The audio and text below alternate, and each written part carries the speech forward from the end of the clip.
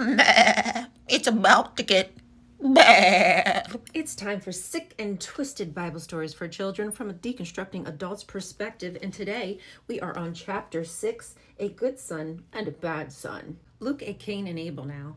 They have both grown up. Cain has become a farmer. He grows grains and fruits and vegetables. Abel has become a keeper of sheep. He likes to take care of little lambs. They grow up into big sheep, and so Abel soon has a whole flock of sheep to watch over. One day, Cain and Abel bring a gift to God. Cain brings some food he has grown, and Abel brings the very best sheep he has. Jehovah is pleased with Abel and his gift, but he is not pleased with Cain and his gift. Do you know why? This story, like the rest, have an underlying theme. I bet you like that smell, don't you? Blood offering.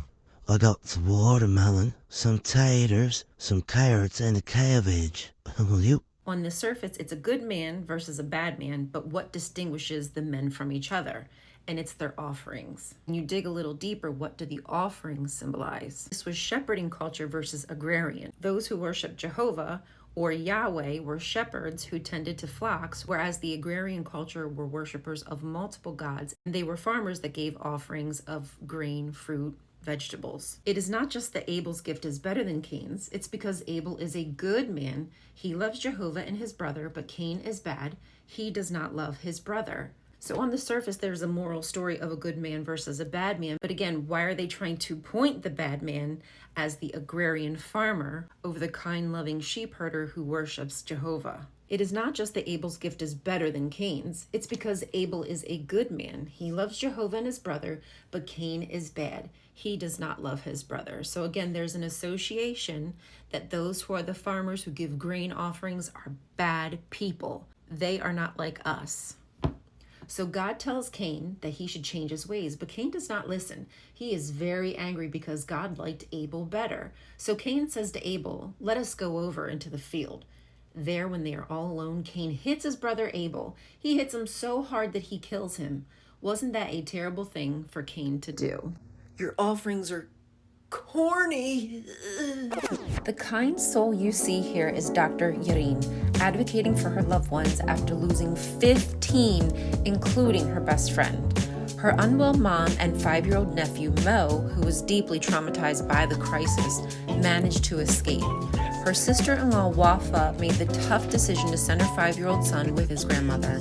Yareen's brother, father, and 1-year-old nephew are still trapped, and they desperately need your support to reunite them. I am not discounting what Cain did. He killed his brother. He is a bad person. But it's the intent and the association, again, with the farmers and somebody being a bad, evil person who would kill their own brother. Enter the carrot.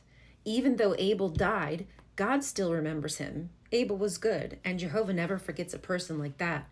So one day Jehovah God will bring Abel back to life, and at that time Abel never have to die. He will be able to live forever here on earth. Won't it be fine to get to know persons like Abel? Hey kids, do everything your parents tell you, and your parents tell you to do everything that the governing body tells them, and the governing body gets told what to do by whoever lines their pockets. But God is not pleased with persons like Cain. So after Cain killed his brother, God punished him by sending him far away from the rest of his family. When Cain went away to live in another part of the earth, he took with him one of his sisters, and she became his wife. Flag on the play. First, ew. Second, the scripture does not say that Cain took a sister with him. Also, what poor planning on God's part that he didn't have a plan for Adam and Eve's children. Who were they going to mate with? In time, Cain and his wife began to have children. Other sons and daughters of Adam and Eve got married, and they also had children. Soon there were many people on the earth. Let's learn about some of them. Infant mortality rate was pretty high, so I wonder what they mean by soon the earth was filled with many people. Look, many of these stories have been woven together, so a lot of times the details don't make sense. There is an underlying theme if you care to dive deeper. On the surface level, it's a good son versus a bad son, but behind the scenes, it is the pastoralists, the shepherds against the agrarian farmer society that worshipped many gods. The farmers lived in the cities, and the shepherds lived up in the hillsides, and they were not supposed to mix.